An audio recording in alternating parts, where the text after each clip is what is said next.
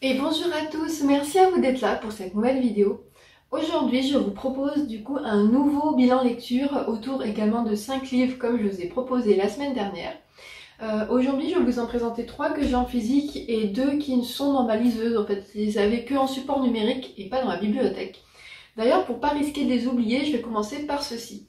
Donc j'ai lu entre la fin d'année 2023 et le début d'année 2024 les tomes 2 et 3 de la saga Snow Crystal de Sarah Morgan, pardon, dont je vous mettrai comme d'habitude les couvertures à côté. Donc en fait la particularité de cette trilogie, c'est que chaque tome est centré sur un frère d'une famille et on retrouve à chaque fois le frère en question avec ses amours. Donc le tome 1 était sur Jackson, le tome 2 sur Sean et le tome 3 sur Tyler. D'ailleurs, c'est le tome 3 que j'ai préféré parce que j'ai beaucoup aimé la romance avec Tyler et le personnage principal. Petite particularité, c'est que j'ai lu le 3 avant le 2. En fait, je savais pas, comme c'était en numérique, il n'y avait pas le numéro de tome sur la couverture et du coup, je me suis dit bon, vas-y. Alors, ce qui fait que je me suis un peu révélé certaines infos sur la romance autour du personnage de Sean, donc le médecin orthopédiste, mais ça m'a pas non plus perturbé plus que ça.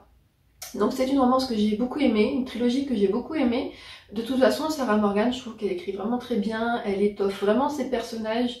Je trouve qu'elle arrive à leur donner une certaine profondeur.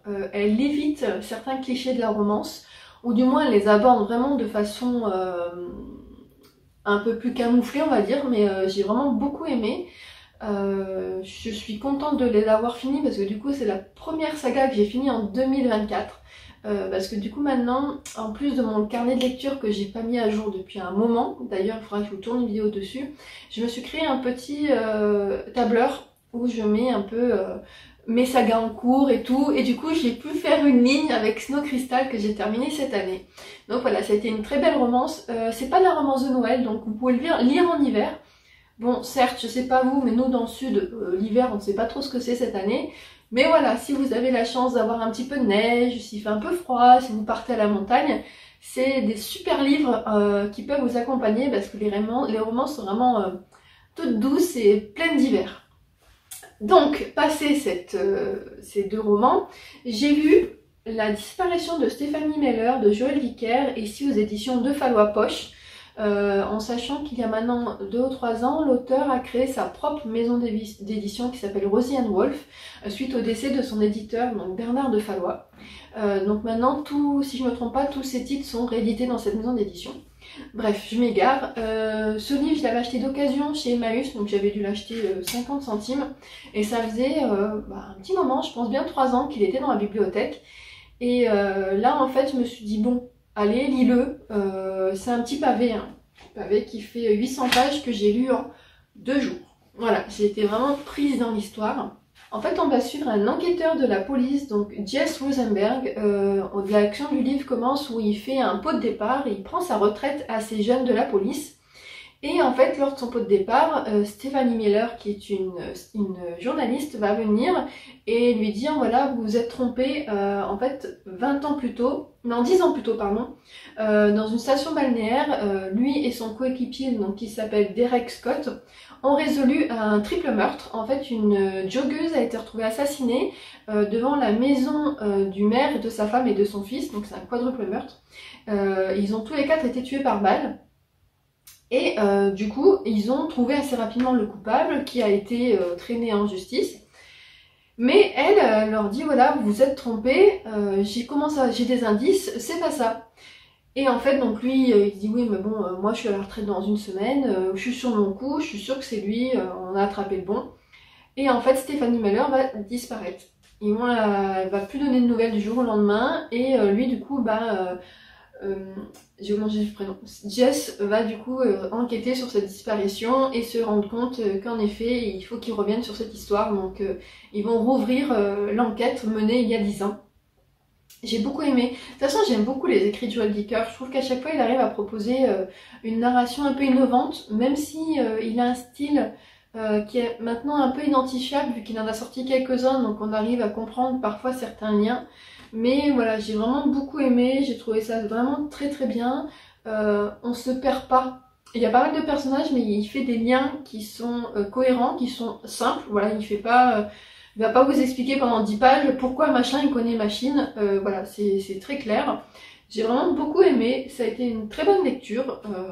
Je crois qu'à ce jour, non, il m'en manque un que j'ai pas dans ma pile à lire. Je crois que c'est le livre des Baltimore. Voilà, c'est le seul qui me manque. Et avec le nouveau, qui n'est pas encore sorti. Mais voilà, sinon du coup, j'ai pratiquement tout lu de cet auteur. Après ce pavé, non c'était avant ce pavé, j'en avais lu un autre. Donc j'ai lu Crescent City, tome 2, de Sarah J. Maas aux éditions de Saxus, donc Maison du ciel et du souffle, que j'ai en collection collector, en version collector. J'ai lu, il y a un petit moment, je pense il y a presque 2 ans, le tome 1, qui est tout aussi épais. Et pour bien me rappeler des choses, j'avais lu un résumé spoilant du site internet Summary Book, donc je vous mettrai le lien en barre d'infos, parce que la personne qui s'en occupe, qui s'appelle Marilyn, elle fait des résumés vraiment très détaillés. Alors c'est beaucoup essentiellement de l'imaginaire, du young adulte ou adulte, mais je trouve que c'est génial pour les sagas, quand vous avez les tomes qui traînent à sortir, c'est vraiment top. Donc du coup j'avais pu lire le 1 pour me remettre dedans pour lire le 2. Je peux pas trop vous en dire sur ce tome là parce que déjà le tome 1 est assez conséquent, je pourrais vous révéler des infos. Le premier tome se termine avec une grande bataille et on retrouve du coup Bryce, Hunt, Rune et tous les autres personnages après cet événement là. Je suis actuellement en train de lire le 3 qui vient de sortir parce que je voulais pas trop traîner. Là j'ai vraiment laissé traîner entre les 2 premiers tomes. Et j'avais vraiment peur d'oublier, donc là je suis en train de lire le 2e. J'aurais fait pas mal de pavés en ce début d'année. Et voilà, juste s'il y a quelque chose que je pourrais reprocher à ce livre, c'est qu'il y a parfois trop de rebondissements et je les ai pas tous compris. C'est-à-dire qu'il y a des moments où j'ai eu l'impression que les personnages se retournaient contre leurs alliés. Et j'étais en mode mais d'accord, et je savais plus qui était le méchant, qui était le gentil. Et ça me fait un peu pareil avec le 3. Donc je pense que c'est peut-être une erreur d'interprétation de ma part. Mais il y a un moment, je me suis dit, mais pourquoi tu réagis comme ça? En fait, ils vont t'aider. Et ils ont l'art, la manière de toujours plus s'enfoncer. Ils prennent des décisions qui leur entraînent donc des conséquences. Ils reprennent des décisions pour gérer ces conséquences. Mais c'est pire que ce qu'ils avaient engrangé. À chaque fois, j'ai envie de leur dire juste, putain, mais asseyez-vous, buvez un café, quoi. Arrêtez de faire quelque chose.